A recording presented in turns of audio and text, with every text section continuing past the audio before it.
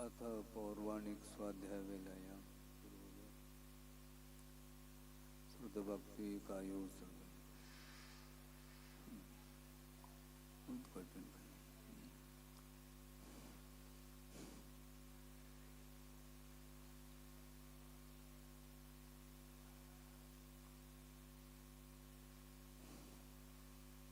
योगिना कामदं मोक्षदं चैव ओंकाराय नमो नमः। अविरल शब्द गणौग प्रक्षालित सकल भूतल कलंका मुनिविरपार्षद तीर्था सरस्वती रत्नो दुरितम् अज्ञानतिमिरान्धानां ज्ञानाञ्जनशलाकया चक्षुरुन्मीलितं येन तस्मै श्रीगुरुवे नमः। परम गुरुभ्यो नमः। परम्पराचार्य गुरुभ्यो नमः। सकलकलुषविध्वंसकं श्रेयसां परिवर्धकं धर्म संबंधकं भव्यजीवमन प्रतिबोधकारकमिदं शास्त्रं श्री कार्तिकेयान प्रेक्षा नामधेयम् अस्य मूलग्रंथकर्तार श्री सर्वज्ञदेवाः तदुत्तर ग्रंथकर्तार श्री गणधरदेवाः प्रतिगणधरदेवाः येषां वचोनुसारमासाद्य श्रीमद् आचार्य प्रवर श्री कार्तिकेय देवैर्विरचितं मंगलम भगवान वीरो मंगलम गौतमो वने मंगलम कुंदकुंदाद्यो जैन धर्मोस्तु मंगलम सर्वमंगलमांगल्यम सर्वकल्याणकारकं प्रधानं सर्वधर्माणां जैनं जयतु शासनं कोटिशतं द्वादशैव कोटि लक्षाणि शेतेस्त्रिदिकानि चैव पञ्चाशदष्टोच सहस्रसङ्ख्यमेतत्श्रुतं पंचपदं नमामि। अरहंत भासयत्तं गणहरदेवी गन्त्यं सम्मं प्रणमामि भक्तजुतो सुतनानमहो वैं शिरसा इच्छामि बन्ते सुधभक्ति कामसुकोदसालोचे अंग वंग पैनय पावड़य परियम सुत्त परमाणु पोगय चूलिया जेव सुत्तय तुदम कायम सैनिच कलमंचे में पूजे में वंदामि नमम सामि दुख कौ कमको भोविलाओ सुगय गमनम समाय मरणम जिनगुण संपत्ति होद मध्यम। अथ पौर्वाणिक स्वाध्याय वेलायां श्रीमद् आचार्य भक्ति कायो सर्गम करोमि।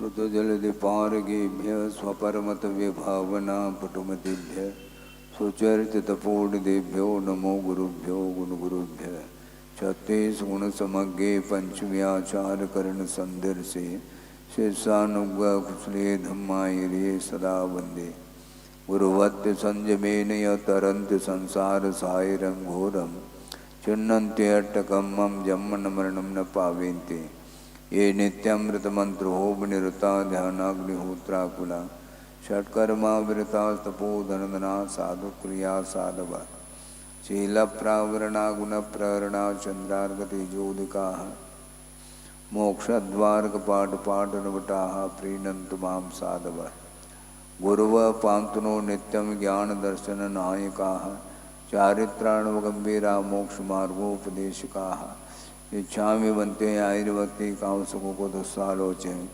समनान समदं सनसं चुजुत्तानं पंचम्याचाराणां आयुर्यानम् आयारादि सुमनानुपदेशयानं वज्झायानं तिरयन गुणपालयानं सौसानं सैनिचकलमंचे में पूजे में वंदामि नमं सामि दुःखको कमको भोविलाओ सुगै गमनम समाय मरणम जनगुण संपत्ति होदमज्जम तिहुवनतुल्यं देवं वन्दिता तिहुवनिन्दपरिपूज्यं वोचम् अनुपेहावो भवीयजनानन्दजननीवो।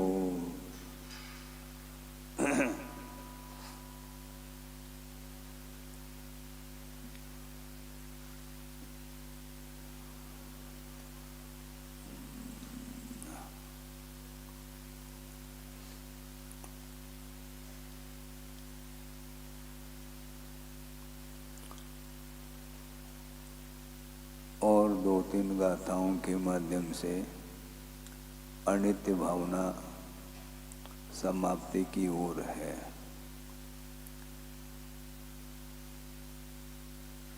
वस्तु पर्याय की विवक्षा से अनित्य होते हुए भी उसमें नित्यत्व की जो परिकल्पना होती है वह सम्यक्त्व के अभाव में होती है। अतत्व में तत्व बुद्धि वह बिना दर्शन मुनि कर्म के उदय के संभव नहीं है। जब तक सम्यक दर्शन को घात करने वाले जो प्रकृति हैं उनका यदि उदय रहता है तो हमेशा विपरीत ही श्रद्धान होता रहता है। जैसा वस्तु का स्वरूप है उसको उस रूप में वह आस्था का विषय नहीं बना सकता, और उस कर्म का जब अभाव हो जाता है, उपशमादिक हो जाते हैं, फिर बाद में वही तत्व जिसको नित्य के रूप में स्वीकार कर रहा था वह अनित्य के रूप में स्वीकार करने में वह आ जाता है। ये सारा सारा विषय कर्णान योग का विषय है। वह प्रक्रिया देखने को नहीं मिलती है। कर्म इतने सूक्ष्म हैं वह किसी भी इंद्रिय के विषय नहीं बन सकते। इसके उपरांत भी उसका जो अस्तित्व है उसकी जानकारी जो होती है वह अनुमान के आधार से ही कर्म की जानकारी होती है, क्योंकि परम परम सूक्ष्मम कहा है। ये कार्बन शरीर सबसे सूक्ष्म माना जाता है। वह वज्रपटल को भी भेद करके जा सकता है, उसमें व्यवधान उपस्थित नहीं होता, क्योंकि सूत्रकार ने स्पष्ट कर दिया है कि अप्रतिघाते तेजस और कार्बन शरीर ये व्याघात को प्राप्त नहीं होते, यानी इनको किसी भी वस्तु के द्वारा ये बाधित नहीं होते। जैसे आपको बाहर निकलना है और दरवाज़ा यदि बंद है तो व्यवधान होगा। सीधा दरवाज़ा नहीं है तो दीवार से ही चले जाएं आप, संभव है क्या? व्यवधान उपस्थित होता है। किंतु कार्बन जो शरीर है वह इतना सूक्ष्म है, वह किसी भी इंद्रिय का विषय नहीं बनता और वह किसी से भी बाधित नहीं होता। निराबाध रूप से वह कहीं भी 3 लोक में वह चला जा सकता है, इसलिए व्याघात से रहित ऐसा कहा है। इसके बावजूद भी उस कर्म के अस्तित्व को हमें यदि पकड़ना है तो उसके जो फल है उस फल के माध्यम से कर्म का अस्तित्व पकड़ में आता है।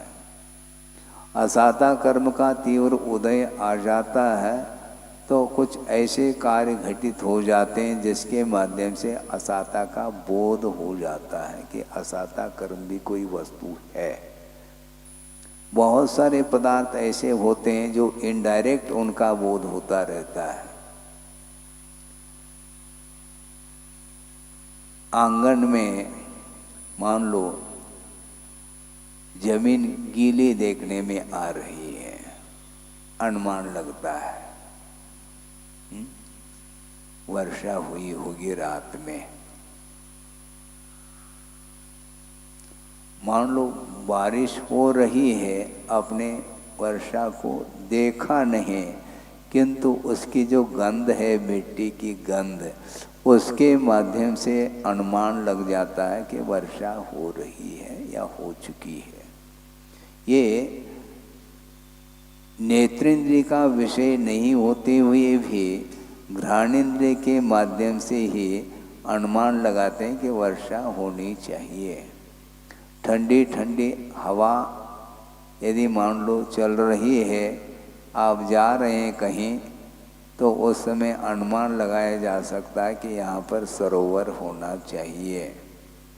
ये सारे सारे अनुमान के माध्यम से इनडायरेक्ट रूप से प्रकारांतर से पदार्थ का बोध हो जाता है, उसी प्रकार कार्बन शरीर इतना सूक्ष्म होते हुए भी उसका जो फल है वह देखने को मिलता है।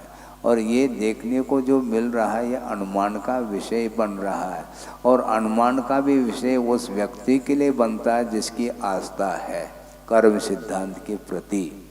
जिसकी कर्म सिद्धांत के प्रति कोई आस्था नहीं है, श्रद्धा नहीं है, वह इस अनुमान को भी वह स्वीकारना नहीं चाहता है। इसलिए वस्तुतः दर्शन मुनि का क्षय क्षोभम उपशम होने के फलस्वरूप वस्तु तत्व का स्वरूप पकड़ में आता है, भले ही वह प्रत्यक्ष का विषय बने अथवा परोक्ष रूप से, किंतु वह श्रद्धा का विषय तो बनता ही है। इस प्रकार प्रत्येक वस्तु जब मिटने वाली है तो मैं किसका सहारा लूं?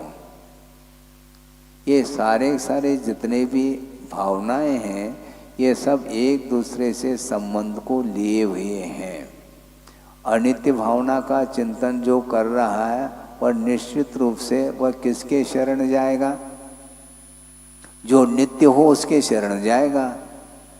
ऐसा थोड़ी कि अनित्य भावना का चिंतन भी करो और जो शरण लेने योग्य नहीं उसका शरण लेते चले जाओ। ऐसा होता है क्या? संसार नित्य है क्या नित्य है? बोलो। अनित्य है तो अनित्य है तो अनित्य का सहारा क्यों लेते हो तुम? नित्य का सहारा लो। ये शरण लेने योग्य नहीं है। भव अर्थात संसार जो है जिसमें संसारी प्राणी रह रहा है वह संसार माना जाता है। वह संसार अर्थात भव वह पर्याय नित्य नहीं है, शरण लेने योग्य नहीं है। अशरणम अशुभम अनित्यम दुखम ऐसा कहा समंतभद्र स्वामी ने। श्लोक आया क्या नहीं? अशरणम अशुभम नित्यम दुख मनात्मान मां वसामि भवम मोक्ष तद विपरीत आत्मा मेति ध्यायन्तु सामयिके। सामयिक में क्या करना चाहिए महाराज? क्या करना चाहो? किसी ने कहा कि महाराज सामयिक में नींद आती है। नहीं आ सकती, ध्यान रखो। सामयिक में नींद आ रही इसका अर्थ सामयिक चालू है, मतलब सामयिक भी हो और नींद भी आ जाए ये कैसा संभव है? लेकिन व्यवहार में कहने में आता है कि सामयिक में नींद आती है। सामयिक कोई कोठरी है क्या जिसमें जा कर के बैठ गए और वहाँ पर नींद आ रही है? सामयिक भी हो और नींद भी आ जाए ऐसा संभव नहीं। तो ऐसी स्थिति में आचार्य कहना चाह रहे हैं कि सामयिक में क्या विचार करना चाहिए कि संसार नित्य नहीं है, शरण लेने योग्य नहीं है संसार। ये सब जानते हुए भी संसारी प्राणी अनित्य के रूप में श्रद्धान करता हुआ भी उसके शरण जा रहा है। प्रति समय यह विषय रखने में आता है इनडायरेक्टली शब्दों के थोड़े बहुत अंतर को लेकर के कि वस्तुतः शरण लेने योग्य नहीं है। इसके बाद भी वह संबंध जोड़ना चाह रहा है। जो व्यक्ति संसार में एक दूसरे के साथ संबंध जोड़ने का भाव रखता है उसको हम पूछना चाहते हैं कि उसकी दृष्टि में वह संसार नित्य है क्या नित्य है? संसार नित्य भी स्वीकार करो और संबंध भी जोड़ते चले जाओ। इसको बोलते हैं स्ववचन बाधित। अपने वचनों से बाधा आ रही है, इसको स्ववचन बाधित बोलते हैं। अपने वचनों से संसार अनित्य भी कह रहा है और संबंध जोड़ने जा रहा है। कहाँ पर? संबंध देखने जा रहे हैं महाराज। अच्छा, संबंध देखने जा रहे हैं। वो संबंध नित्य है क्या नित्य? हमें बोलो पहला। महाराज ये तो शास्त्र की बात हो गई। शास्त्र के भट्टा अलग है और हाँ खाने के अलग है, प्रवचन के फटा अलग है, ये उक्ति यहाँ पर आ जाती है। जिसका निषेध किया है आगम में, उसको सुनते हुए भी वह पुनः वही करना चाहता है। संबंध करने जा रहा हूँ, हमारा संबंध देखने के लिए जा रहा हूँ। अब उस समय अनुप्रेक्षा की क्या सार्थकता है, हम पूछना चाहते हैं धीरे धीरे। उस समय अनुप्रेक्षा याद नहीं आती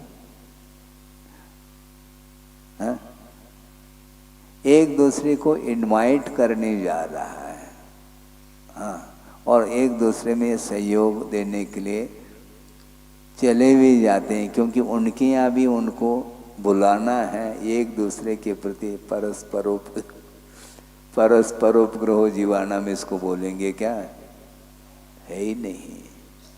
ये सब चलता है ये। तो ऐसी स्थिति में कभी कभी यह विषय विकल्प के लिए कारण बनता है कि वस्तुतः संसारी प्राणी अपने आप को सम्यक दृष्टि भी मान रहा है और श्रद्धान भी है। इसके बाद भी अप्रत्याख्यानावरणी कषाय के उदय के कारण और प्रत्याख्यानावरणी कषाय के उदय के कारण पुनः संबंध को जोड़ना चाहता है। ये बहुत अच्छा विषय मैं दे रहा हूँ, मतलब प्रासंगिक है और सिद्धांत का विषय है कि श्रद्धान होते हुए भी इस प्रकार की क्रियाएं करने में आती है।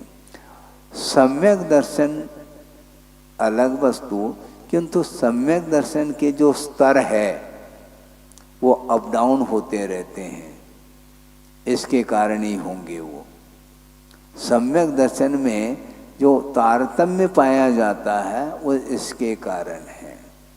सम्यक दर्शन श्रवण के पास भी है और अनुवृत्ति के पास अर्थात देह संयमी के पास भी सम्यक दर्शन है, और अविरत अवस्था में भी सम्यक दर्शन लेकर के बैठा है। किंतु सम्यक दर्शन क्या काम कर रहा है? श्रवण के पास जो सम्यक दर्शन है वह और देह संयमी के पास वह, दोनों में समानता है क्या? नहीं। इसे स्पष्ट है, आस्था होते हुए भी उसके स्तर गिरे हुए हैं।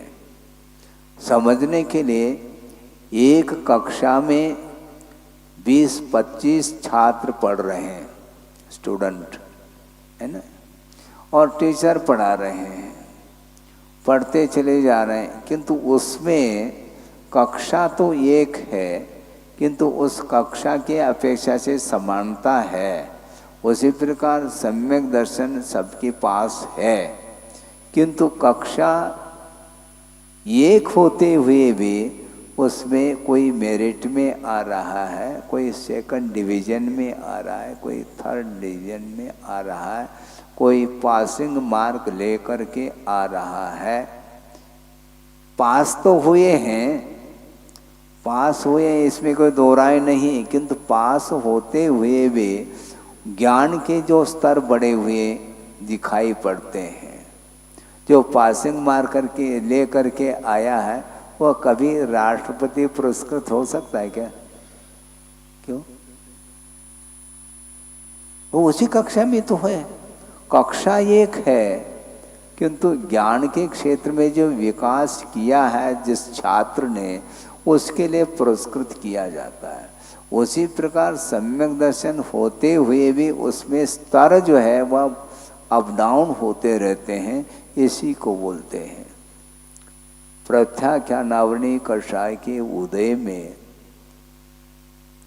अप्रत्याख्यानावरणी कर्म का क्षोभम यदि हुआ है तो उसका पंचम गुणस्थान बनता है, और पंचम गुणस्थान है, इसके बाद भी संबंध जोड़ने के लिए तैयार हो रहा है। सोचो, व्रती होने के बाद भी वह अपने जो मेंबर है, परिवार है, उस परिवार में जो भी सदस्य रहता उसकी शादी विवाह करने के लिए वह तत्पर हो जाता है। तो उस समय सम्यक दर्शन की क्या दशा होती होगी? सम्यक दर्शन का अभाव हुआ क्या? अभाव तो नहीं हुआ, किंतु सम्यक दर्शन में जो मलिनता आएगी वह सकल चारित्र के अभाव में वह प्रभावित हो जाता है सम्यक दर्शन। पूजपा स्वामी ने स्पष्ट किया है, एक गुण प्रत्यय नाम का सम्यक दर्शन होता है और एक भव प्रत्यय नाम का सम्यक दर्शन। भव प्रत्यय का अर्थ यह है जिसके उत्पत्ति में भव अर्थात पर्यायी एकमात्र प्रत्यय अर्थात कारण हो, उसका नाम भव प्रत्यय अवधिज्ञान, जो कि देव और नारकियों के लिए होता है। भव प्रत्ययो बधिरदेव नार का नाम ऐसा कहा। किंतु जो शेष गति के जीव हैं, तिर्यंच और मनुष्य गति के, उनके लिए यदि मान लो अवधिज्ञान होता है, वह भव प्रत्यय नहीं। यदि उनके लिए भी भव प्रत्यय मानेंगे तो जिस प्रकार नारकी और देवों को अनिवार्य रूप से अवधिज्ञान होता है, उस प्रकार मनुष्य और तिर्यंच गति में भी होना चाहिए, जबकि ऐसा नहीं होता। तो अवधिज्ञान मनुष्य और तिर्यंच गति में यदि होगा तो किसके निमित्त से होगा? गुण प्रत्यय कहा है। हालांकि सूत्रकार ने तो क्षोभम निमित्तः षड विकल्प शेषानाम ये सूत्र दिया है, किंतु टीकाकारों ने उसको गुण प्रत्यय के रूप में स्वीकार किया। और गुण का अर्थ क्या है? सम्यक दर्शन, देश संयम, सकल संयम, ये सारे गुण के रूप में आ जाते हैं। तो इनमें तारतम्यता बनी रहती है, क्योंकि अवधिज्ञान के जो गुण प्रत्यय अवधिज्ञान है उसमें एक हीयमान अवधिज्ञान भी होता है और एक वर्धमान अवधिज्ञान भी होता है।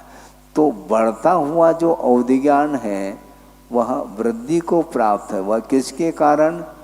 सम्यक दर्शन में विकास होता रहता है। सम्यक दर्शन के जो स्तर है, लब्धि स्थान है, उसमें वृद्धि होने के कारण अवधि ज्ञान में भी वृद्धि होती है, ऐसा उनका कहना है। इससे स्पष्ट है कि सम्यक दर्शन के स्तर भी बढ़ते रहते हैं। भिन्न भिन्न होने में क्षोभम है, इसी का नाम तो क्षीणाक्षीण वृत्ति। क्षोभम का अर्थ समझ में नहीं आता आपको?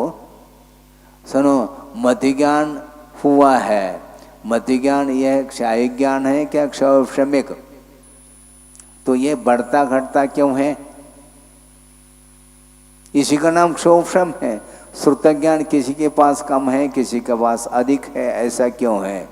ये पहला इसका उत्तर दे तो मैं उसका उत्तर दे दूं।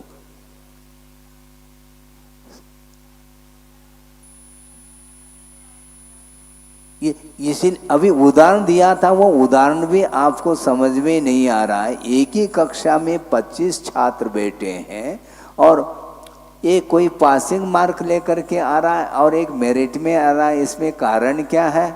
कक्षा तो एक ही है? इसी प्रकार सम्यक दर्शन एक क्षोभम सम्यक दर्शन है, उसमें क्षीणाक्षीण वृत्ति आप पढ़िए। क्षोभम का अर्थ क्षीणाक्षीण वृत्ति। उन्होंने उदाहरण दिया है पूजपा स्वामी ने कि उपशम किसको बोलते हैं, क्षय किसको बोलते हैं और क्षोभम किसको बोलते हैं। इसके लिए उदाहरण बहुत उपयुक्त दिया है। एक पात्र में जल है और जल मटमेला है, समझ रहे हैं आप? और सारा सारा उसका मैल उस पात्र के तल में जा करके एकत्रित हुआ है और वह जल बिल्कुल निर्मल दिख रहा है, स्वच्छ दिख रहा है। इसको बोलते हैं उपशम। उपशम का अर्थ दब जाना, उपशमित होना। किंतु क्षय नहीं हुआ, किंतु धीरे से उस जल को किसी दूसरे पात्र में आप लेंगे तो उसके तल में भी वह मल नहीं पाया जाएगा। इसको बोलते हैं क्षय के लिए उदाहरण दिया उन्होंने। और क्षोभम के लिए वह एकदम स्वच्छ निर्मल तो नहीं है, किंतु एकदम मटमेला भी नहीं है, किंतु पीने योग्य है। वो उसको क्षीणाक्षीण वृत्ति कहा। क्षय भी है और उपशम भी है, दोनों बातें चल रही हैं। क्षय प्लस उपशम इक्वल टू क्षयोपशम। हाँ, सम्यक प्रकृति के उदय के कारण उसमें तरतमता पाई जाती है, इसलिए वह सम्यक दृष्टि है तो श्रद्धान सच्चे देवगुरु शास्त्र के प्रति अथवा सात तत्व के प्रति यथार्थ श्रद्धान होते हुए भी उस श्रद्धान में स्तर निर्मलता की अपेक्षा से कमी होने के कारण और अप्रत्याख्यानावरणी कर्म का भी क्षोभशम है, तभी तो उसको सम्यक दर्शन भी उत्पन्न हुआ है और साथ साथ देश संयम भी है उसके पास। इसके बाद भी वह अपने परिवारजनों के साथ संबंध करने के लिए तैयार हुआ है। वह सम्यक दृष्टि नहीं है क्या? है तो फिर ऐसा क्यों कर रहा है? अप्रत्याख्यानावरणी कषाय से वह प्रभावित हो रहा है। सराग सम्यक दर्शन और वीतराग सम्यक दर्शन की चर्चा आती है सिद्धांत ग्रंथों में। वह यही वह उसका अर्थ है कि राग के साथ सम्यक दर्शन बना हुआ है और राग के अभाव में भी सम्यक दर्शन रहता है, जिसको वीतराग सम्यक दर्शन बोलते हैं। इसलिए वीतराग सम्यक दृष्टि के लिए कोई भी पदार्थ प्रभावित नहीं कर सकता और सराग सम्यक दृष्टि के लिए सम्यक दर्शन विद्यमान होते हुए भी, सम्यक दर्शन उपस्थित होते हुए भी अन्य पदार्थों से उसका उपयोग प्रभावित हो रहा है। इसी का नाम सराग सम्यक दर्शन बोला। और वीतराग सम्यक दृष्टि को इन पदार्थों से कोई प्रयोजन नहीं, मात्र ज्ञान का विषय बन करके रह रहे हैं। ज्ञेय ज्ञायक संबंध जहाँ पर होता है वहाँ पर राग का कतई संबंध नहीं होता। इसलिए चतुर्थ गुण स्थान में अथवा पंचम गुण स्थान में सम्यक दर्शन तो विद्यमान है और वह गुण प्रत्यय है। गुण होते हुए भी गुण में जो निर्मलता है वह महत्वपूर्ण है। हाँ? समझने के लिए स्वर्ण पाषाण है, आप ध्यान दें, स्वर्ण पाषाण है, पाषाण खंड है 1 किलो का मान लो, तो उसमें स्वर्ण है क्या? नहीं तो ठीक है, गले में लटका दो, फिर उसको चेन, जैसे चेन बना करके आप गले में आभरण बन जाता है। तो उस पाषाण खंड में स्वर्ण तो है ना, स्वर्ण के साथ साथ और भी तो मटेरियल है ना उसमें, और उसमें उसको उस स्वर्ण से, उस पाषाण से स्वर्ण को पृथक करना चाहिए।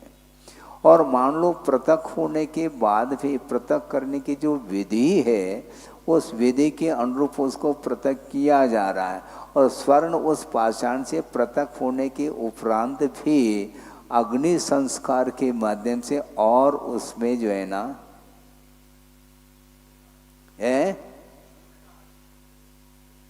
प्योरिटी बढ़ती चली जाती है। एक बार अग्नि संस्कार हुआ, पूरी तरह से उसका मैल गया नहीं, दोबारा डबल फिल्टर हाँ 16 बानी, 1 बार 2 बार 3 बार इस प्रकार 15 बार किया, अभी भी 1% उसमें कमी है। उसको 100 टन सोना जिसको बोलते हैं, तो वह उसमें प्योरिटी आई है।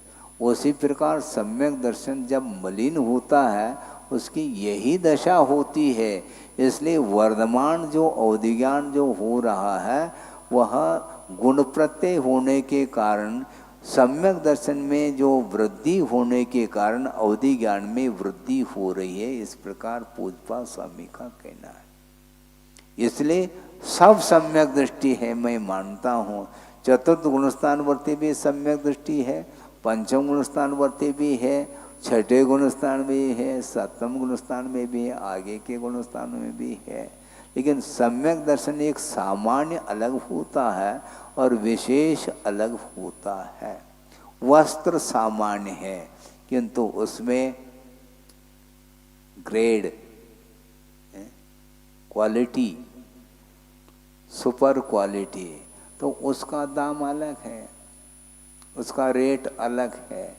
जो लट्ठा है तो लठमार है, उसमें कोई, उसमें क्या है, उसमें वस्त्र तो है किंतु उसमें जो गुण आना चाहिए देखने में आदि में, तो वह उतना अच्छा नहीं लगता, शाइनिंग नहीं उसमें। तो ये सारी चीज़ें जिस प्रकार देखने को मिल रही है पदार्थों में विभिन्नता, कि उसी प्रकार वो सम्यक दर्शन रूप गुण में भी अंतर आता चला जाता है। इसी को क्षोभम सम्यक तो बोलते हैं। श्रद्धान होने के उपरांत वह श्रद्धान क्या तत्व के ऊपर यथार्थ श्रद्धान कर रहा है क्या नहीं, कर तो रहा, तो क्यों लगा रहे हैं, इसीलिए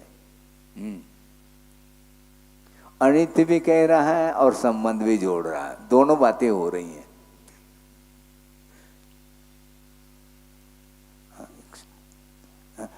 क्षायिक सम्यक दृष्टि है, सम्यक दर्शन बिल्कुल निर्मल है क्योंकि अनंतानुबंधी और दर्शन मुनि का क्षय हो चुका है, किंतु अप्रत्याख्यानावरणी कर्म का भी तो क्षोभम होना चाहिए ना। वो नहीं है तो वह उलझ रहा है राग में, वो उलझेगा। वो सचे देव शास्त्र के प्रति यथार्थ श्रद्धान तो उसका हो रहा है, किंतु श्रद्धान होते हुए भी अन्य पदार्थों से वह उसका उपयोग प्रभावित हो रहा, यह अप्रत्याख्यानावरणी कर्म की तीव्रता के कारण है। चक्रवर्ती रहे आओ, आप अपने घर में रहो, क्षायिक सम्यक दर्शन है मेरे पास, रखो तुम अपने जेब में, किंतु वर्तमान में वह संयमी है क्या असंयमी है, और असंयमी का कार्य ऐसा ही होता है जो विपरीत होता है। जो नित्य नहीं है, अनित्य है, फिर भी उलझ रहा है। कौन उलझा रहा है उसको? मोहनी कर्म ही उलझा रहा है। मुह्यते इति मोह।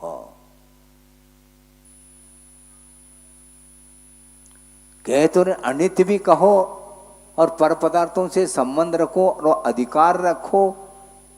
षटखंड अधिपतित्व का अनुभव हो रहा है क्या नहीं? पहले भी एक बार कहा था कि सम्यक दर्शन क्षायिक होने के उपरांत भी स्वामित्व भाव छूटा नहीं उसका, और स्वामित्व भाव के साथ ही रौद्र ध्यान होता है। ध्यान रखो, हाँ, रौद्र ध्यानी है। पंचम गुण स्थान तक उसका अस्तित्व माना है रौद्र ध्यान का। राम हो, चक्री हो, कोई भी हो, वह युद्ध के लिए खड़ा होता है।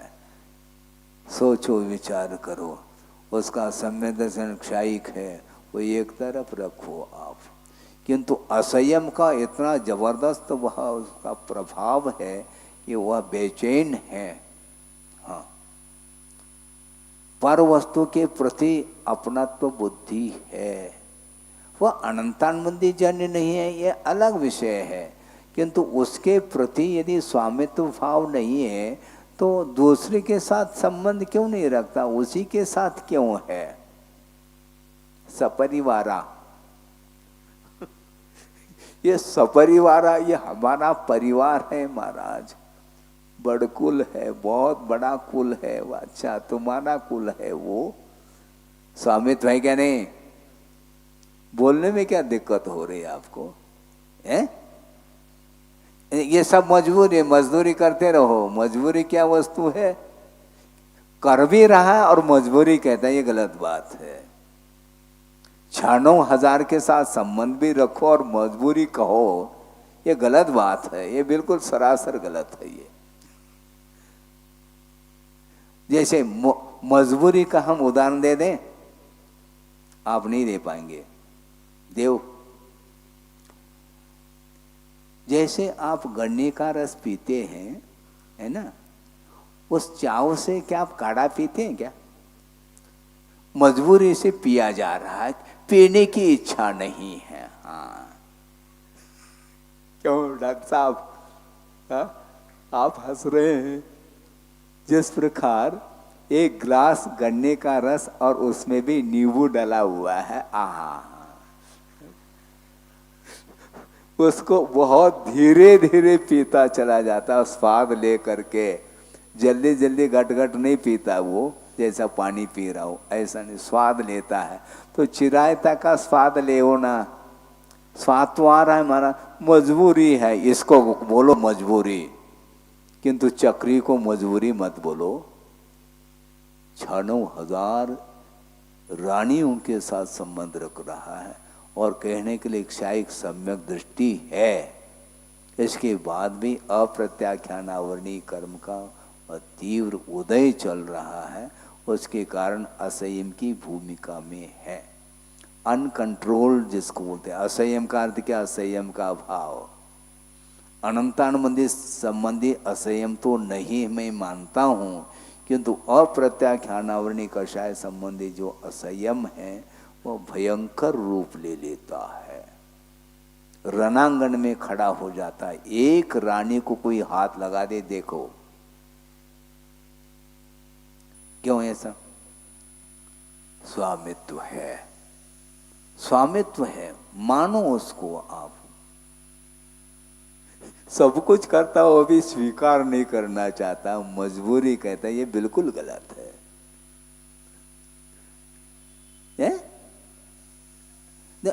अलग तो ठीक, असंख्यात लोग प्रमाण हैं, हम मान रहे हैं, लेकिन जो है उसको मजबूरी मत कहो। मतलब किसी के द्वारा बाध्य हो करके आपने शादी कर ली क्या? माना हमारी इच्छा तो कतई नहीं थी। अच्छा, फिर फेरी कैसे पड़ गई? मजबूरी के कारण। गलत बात है। सुनो, यही तो समस्या है, इंटरेस्ट है उसको, ये ध्यान रखो।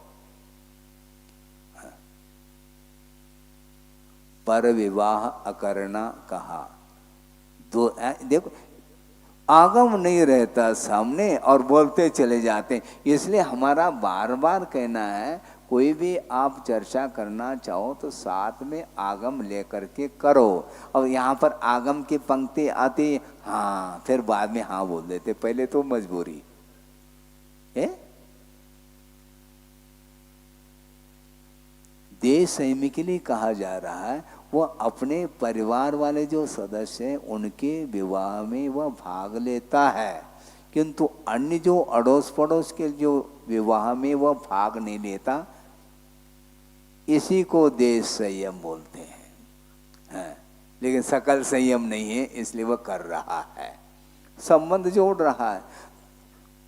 हम कहना ये चाह रहे हैं, जबकि तुम्हारा श्रद्धान है कि वस्तु अनित्य है, तो संबंध काय जोड़ रहे हैं आप?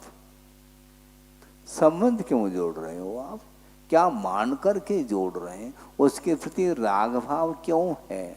नित्य के प्रति राग हो तो फिर भी ठीक है, अनित्य के प्रति राग,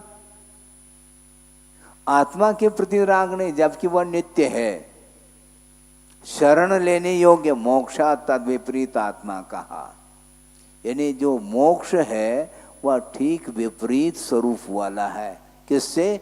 संसार से ठीक विपरीत जिसका स्वरूप है वह मोक्ष है। विपक्ष जन्म संतते है, ऐसा कहा। जन्म अर्थात संसार, संसार की परंपरा से ठीक विपरीत स्वरूप वाला मोक्ष हुआ करता है।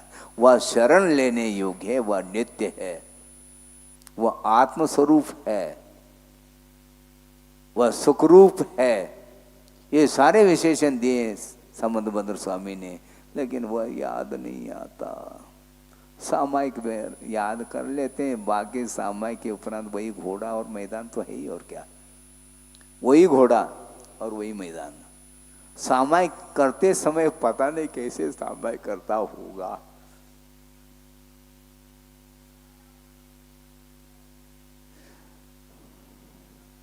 रमन नहीं करना तो कहाँ पर रमन करना? सुनो, जो अनित्य है उसी में रमन करना है, और क्या? इसी का नाम असंयम है। हाँ, सर्वघाती प्रकृति है, अप्रत्याख्यानावर्णी और प्रत्याख्यानावर्णी। उसका जब तक शोषण नहीं होगा तब तक सकल संयम नहीं आ सकता। और सकल संयम आने के उपरांत भी अभी भी धर्मानुराग बैठा हुआ है, इसलिए वह उपदेश आदि के रूप में वह उपस्थित हो जाता है। उपदेश देना ये वीतराग अवस्था है क्या सराग दशा है? क्यों, सुन रहे क्या नहीं? हाँ, सराग है, लेकिन सराग होकर के भी वह धर्मानुराग माना जाता है।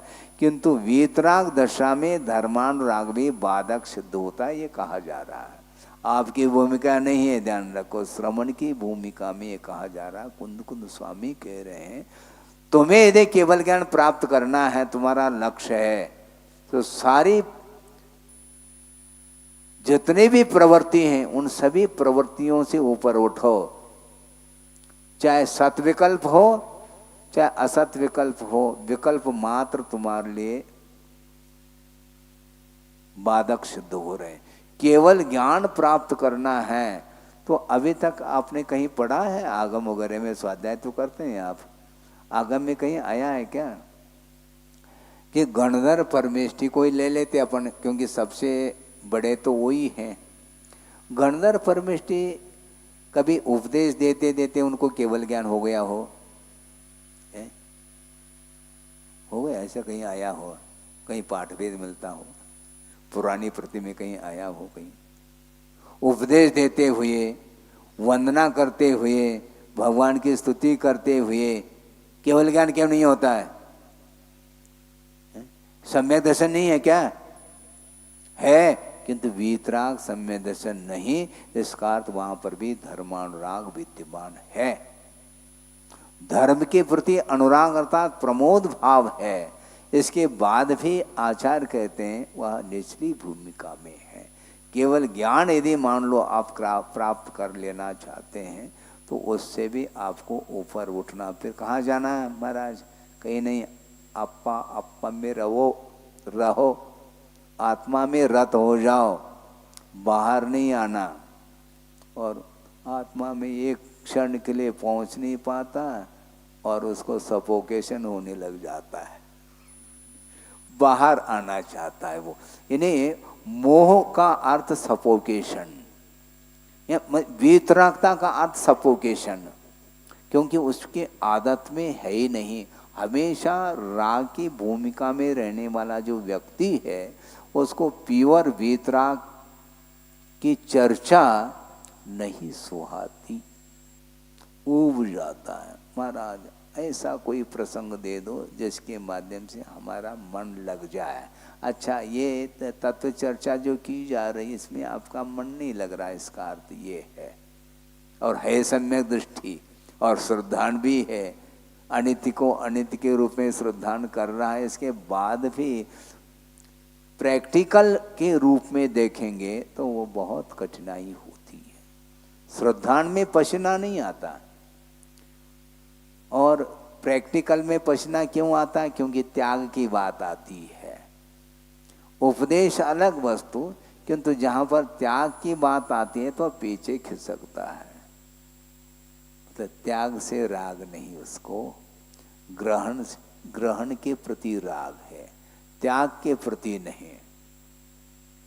ग्रहण के प्रति जो राग है वह वस्तुतः विषयानुराग माना जाता है। त्याग की बात करो, ग्रहण की नहीं। अनंत काल हो गया ग्रहण करते करते करते, कब तक करोगे? इसलिए ये जितने भी विकल्प हैं ये सारे विकल्पों से ऊपर उठना पड़ता है। यदि वह क्षायिक सम्यक दृष्टि है उसमें किसी भी प्रकार से दोष अतिचार उत्पन्न नहीं हो रहे हैं, इसके बावजूद भी अप्रत्याख्यानावरण की तीव्रता के कारण पर वस्तु के प्रति स्वामित्व का, भोक्तृत्व का, कर्तृत्व का भाव आए बिना रह नहीं सकता। इसलिए चक्रवर्ती को देख लो। चक्रवर्ती को ठीक, कोई बात नहीं, तीर्थंकर को देख लो, 83 लाख, एक नहीं दो नहीं, 83 लाख पूर्व कह रहे हैं, अपूर्व बात हो गई है। 83 लाख पूर्व तक वह शायक सम्यक दर्शन को लेकर के बैठा है और मोक्ष मार्ग के नेता उसी भव में होने वाले हैं। इसके बाद भी अभी भी एक और नीलांजना की बात कर रहे हैं, मजबूरी है। बोले तो फंसे, गलत है। नहीं, ये आगम से सोचो, ये सब गलत है। आगम के परिप्रेक्ष्य में सोचना चाहिए, उनको कौन बाध्य कर रहा है। बाध्य करने दूसरा कोई बाध्य नहीं करता, अपने परिणाम बाध्य कर रहे हैं उसको, और फिर भी मजबूरी कहना चाहते, गलत बात है, हम स्वीकार नहीं करना चाहते। हमारी कोई भी इच्छा नहीं थी और जबरदस्ती इन्होंने कर दी हमारे साथ। अच्छा ठीक है, सबके साथ जबरदस्ती होनी चाहिए ना। गुरुदेव निकल गए हैं 20 साल की उम्र में, है? वो कैसे निकल गए? उनके लिए मजबूरी, पुरुषार्थ कहो, है? उपादान जो है ना, सामान्य रूप से उपादान होना अलग वस्तु, योग्य उपादान योग्य न, योग्य उपादान होना चाहिए। एक सामान्य उपादान होता है और एक योग्य उपादान होता है। हमारा सामान्य उपादान और योग्य उपादान में थोड़ा अंतर तो बता दो, क्या है, हम बताना चाहते हैं।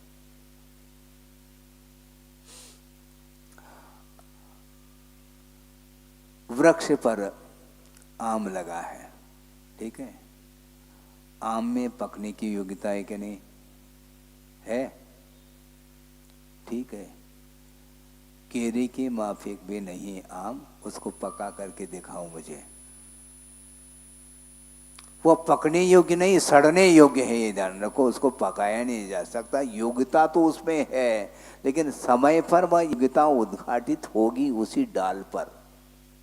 समय के द्वारा वह पक जाए ऐसा नहीं, तोड़ दो और समय पर पकेगा वो। काल के द्वारा नहीं पकता, काल में पकता है, यानी उसी डाल पर वह आम रहेगा और वह धीरे धीरे धीरे उसमें विकास होगा, अच्छा बड़ा आकार लेगा वो, और वह माली समझ पाता है कि ये पकने योग्य कब होता है। उसको 8-10 दिन बिफोर पकाया जा सकता है, इससे ज्यादा नहीं।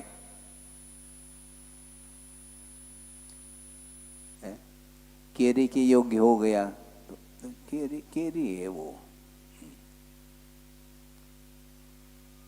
उसमें पकाव नहीं आया, वही पकेगा। उसकी भीतर योग्यता है किंतु योग्य उपादान नहीं आया। उपादान तो है उसमें किंतु योग्यता नहीं है। आप बच्चे को कब भेजते हैं? जन्मतः गोद का है तो वहाँ भेजेंगे तो वहां पर भी गोद में ही पलेगा वो। उसको मालूम थोड़ी कि क्या है, क्या पढ़ाई होती है और क्या होता है, कुछ नहीं। वह किसी को पहचान नहीं पा रहा है किंतु उसी के अंदर वह क्षमता विद्यमान है, वह समय पर वह उद्घाटित होगी, वह योग्यता, वह सामर्थ्य।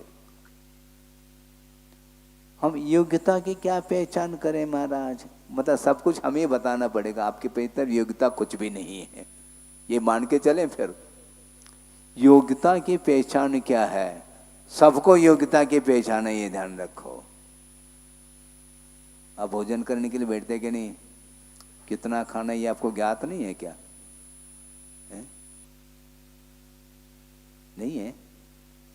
वो क्या, वही तो योग्यता है। हाँ, वही योग्यता है। भोजन करते हुए भी कितना लेना, कितना हम उसको डाइजेस्ट कर पाएंगे, उसके हिसाब से ही वह लेता है, यही योग्यता मानी जाती है।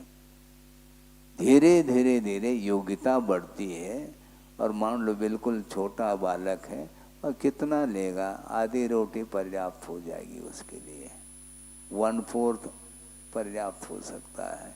लेकिन धीरे धीरे वह बालक जब यंग एज में किशोर अवस्था में आता है तो फिर उसकी खुराक फिर बढ़ेगी, धीरे धीरे धीरे खुराक बढ़ती है।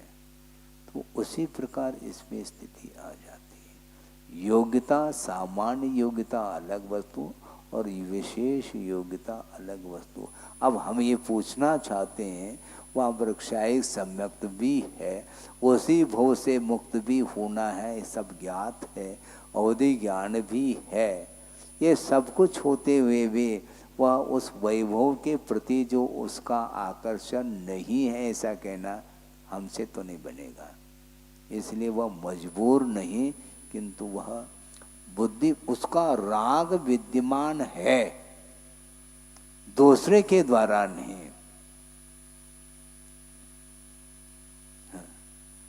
स्वयं वह चाहता है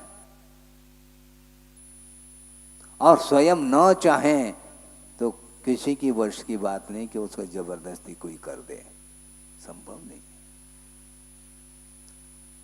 एक और नीलांजना की बात कर रहे हैं, फिर बाद में क्यों, बाद में निकल गए, फिर बाद में उनके माता पिता छाती हैं कूट कूट करके रो रहे हैं, अभी मत जाना बेटा। बेटा नहीं मान रहा है वो, तुम बैठे रहो, बेटा निकल गया। क्यों? देखो वैराग्य हुआ है, उसको रोकने वाला कोई भी नहीं है। घर छोड़ करके बाहर निकल गए, ये भी मजबूरी के साथ गए क्या? क्या वैराग्य के साथ गए? ये तो बताओ कम से कम। ग्रहण कर रहा है तो वो मजबूरी के साथ, और घर छोड़ा वो भी मजबूरी के साथ, कहो तो फिर। हाँ, उसमें तो पुरुषार्थ क्या, और फिर उसमें भी वहीं रहने का पुरुषार्थ है उसका, है? करना चाहिए ना, कौन कर रहा है? इसलिए वस्तुतः अनित्य को अनित्य के रूप में श्रद्धान करना अलग वस्तु, किंतु अन्य अपने अपनी भूमिका के अनुरूप जो कषाएं उदय को प्राप्त हो रही हैं और उसमें जो तीव्रता आ रही है, तो उसमें वह प्रभावित हो रहा है, स्वयं प्रभावित हो रहा है। नहीं है तो निश्चित रूप से बहुत बड़ा दोष आएगा। कौन सा? वस्तु स्वतंत्र है क्या परतंत्र? मजबूरी हो गई तो परतंत्र हो गया, वो वस्तु परतंत्र हो गई। क्या हो, कौन सी अपेक्षा, मुझे बताओ ना, अपेक्षा कौन सी है?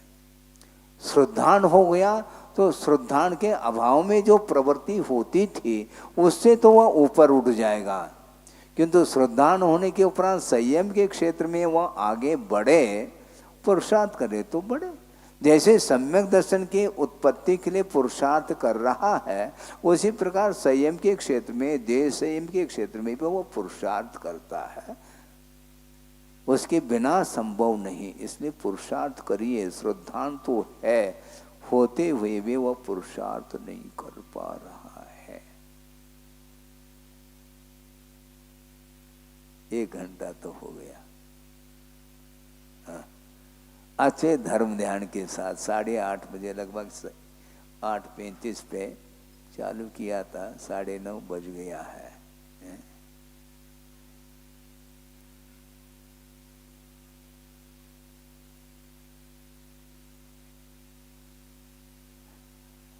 सुनो, सम्यक दर्शन तो उसका मलिन है, किंतु चारित्र के क्षेत्र में कदम बढ़ाया है उसने, ये हमेशा ध्यान में रखना।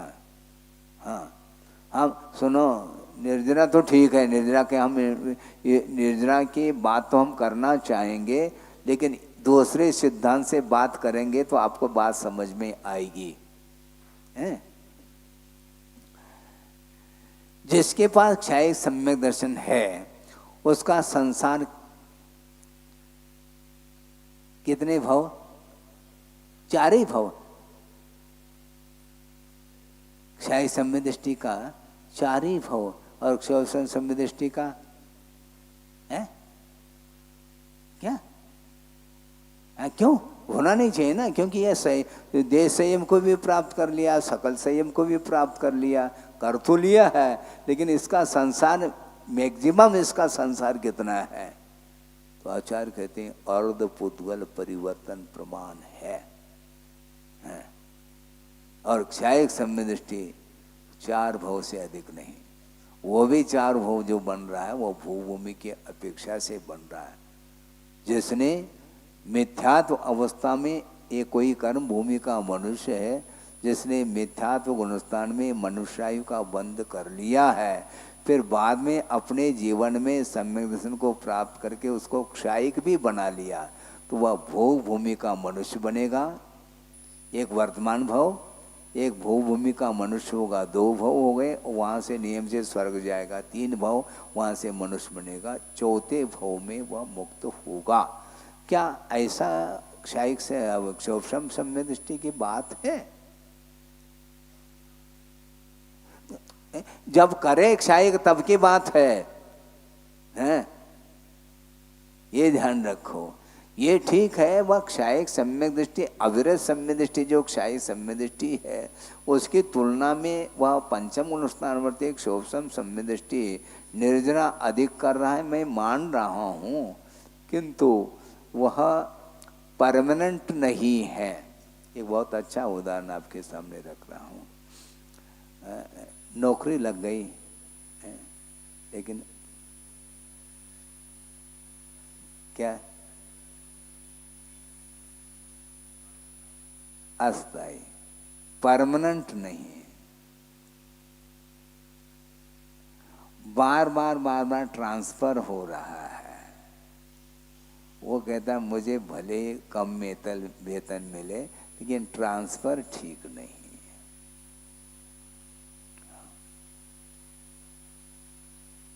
ये होना चाहिए। क्षायिक सम्य दृष्टि का अधिकतम संसार का काल या भव की अपेक्षा से 4 भव है, या तो उसी भव से मुक्त हो सकता है अथवा अधिकतम 4 भव है। हाँ, किंतु क्षोभम सम्यक दृष्टि असंख्यात 24 ही व्यतीत हो जाती है, जिसको अर्ध पुद्गल परिवर्तन काल बोलते हैं। क्षोभम सम्यक दर्शन प्राप्त करके वह छूट गया है, छूटने के बाद वह पुनः मुक्त होने के लिए उसका काल कितना है संसार का? अर्ध पुद्गल परिवर्तन, असंख्यात भव निकल जाएंगे, देखते रहियो तुम। और क्षायिक सम्य दृष्टि वो निकल जाएगा 4 ही भव में, इसलिए क्षायिक बनाओ। हमारा आज कैसे बना पाएंगे? जब पादमूल मिला था उस समय नहीं हो पाया, और अब क्या कर लोगे आप? इसलिए निरंतर आपको पुरुषार्थ का ही सहारा लेना पड़ेगा, कोई भी करके नहीं देगा। सहयोग दे सकते हैं, करके नहीं दे सकते।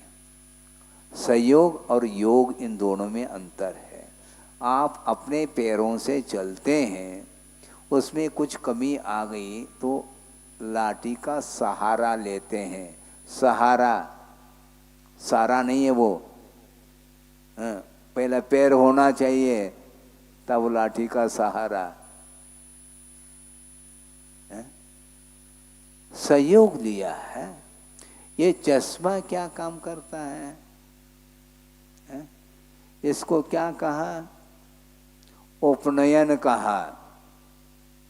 चश्मा को उपनयन बोलते हैं। हाँ। क्यों? नयन के पास है।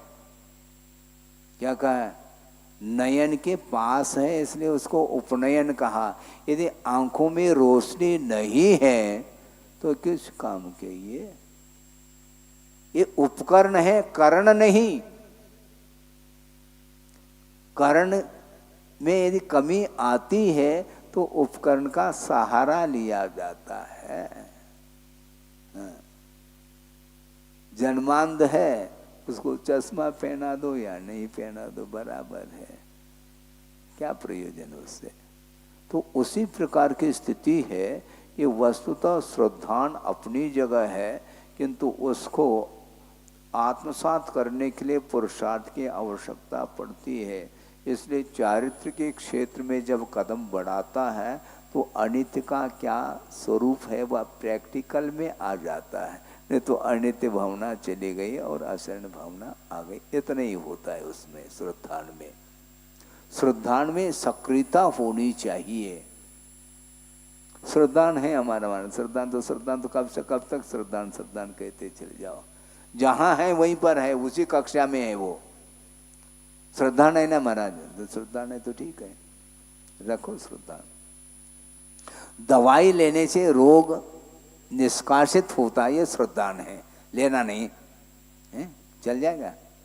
तो वहां पर तो लेने की बात करते हैं आप, और यहाँ पर ग्रहण करने की बात है, केवल श्रद्धान की बात है। डॉक्टर के पास चले गए और श्रद्धान हो गया, डॉक्टर के पास भी, डॉक्टर के ऊपर भी श्रद्धान हो गया, दवाई के ऊपर भी श्रद्धान हो गया, लेकिन लेने की क्या आवश्यकता नहीं। बिना लिए रोग थोड़ी ठीक होगा। तो इसी प्रकार बिना चारित्र ग्रहण किए थोड़ी आगे बढ़ पाएंगे। मोक्ष, वो मोक्ष मंजिल है, वो आपके पास नहीं आने वाला। आपको जाना है वहाँ पर जाना। कोई भवन है क्या वहाँ पर? भवन कुछ नहीं है वहाँ पर कुछ है ही नहीं। यही मुक्ति कहाँ होती है? यही मुक्ति होती है, मोक्ष यहीं पर होता है। मोक्ष होने के अनंतर समय में लोक के अग्रभाग पर जाकर के विराजमान हो जाते हैं सिद्ध परमेष्टि। पैदल नहीं जाते वो, अब पैर है ही नहीं, शरीर से ऊपर उठ गए वो, वहां जाते हैं वो। तो कहने में आता है कि वहां पर मोक्ष स्थली, ऐसा नहीं। जहां पर मुक्ति हुए हैं वही सिद्ध क्षेत्र माना जाता है। वो सिद्ध क्षेत्र नहीं, वहां पर भी सिद्ध परमेष्टि रह रहे हैं, किंतु मोक्ष उन्हें वहां पर नहीं हुआ, इसी धरती पर हुआ है। इसलिए बिना चारित्र को अंगीकार के कोई भी रास्ता नहीं है। इसलिए श्रद्धान करना भी बहुत कठिन होता है, दुर्लभ है, दुर्लभतम है। किंतु उस श्रद्धान को आप चारित्र के क्षेत्र में काम में लेंगे तो निश्चित रूप से विकास और होगा। इतना ही पर्याप्त है। बोधि समाधि परिणाम शुद्धि स्वात्मोपलब्धि शिव शोक सिद्धि चिंतामणिम चिंतित वस्तुदाने त्वां वंदमानस्य ममास्तु देवी। परम पूजाचार्य गुरुवर श्री विद्यासागर जी मुनि महाराज की बोलिए आचार्य भगवंत गुरुदेव श्री समय सागर जी महामुनिराज की, समस्त मुनि संघ की। अब हम सभी लोग आचार्य श्री जी की महापूजन करेंगे। आप सभी लोग अपने स्थान पर ही बैठे रहेंगे। आचार्य श्री जी से करबद्ध निवेदन है, कृपया मंचासीन होने की अनुकंपा करें। और आज शास्त्र समर्पित करने के लिए जिन्हें हम निमंत्रित करेंगे, केवल